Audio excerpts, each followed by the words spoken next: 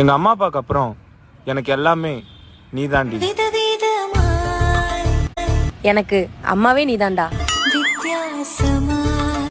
என்னோட கான்டாக்ட்ல உன்னை தவிர வேற எந்த பொண்ணோட நம்பரும் இல்லடி.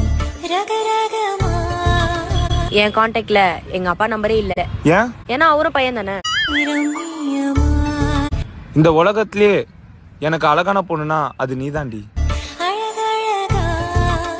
நீ இருக்கும்போது எனக்கு எந்த பசங்களுமே கண்ணுக்கு தெரியல. எனக்கு உன் கூட 100 வருஷம் வாழணும். எனக்கு உன் கூட 122 வருஷம் வாழணும். அது ஏன் 122 வருஷம்?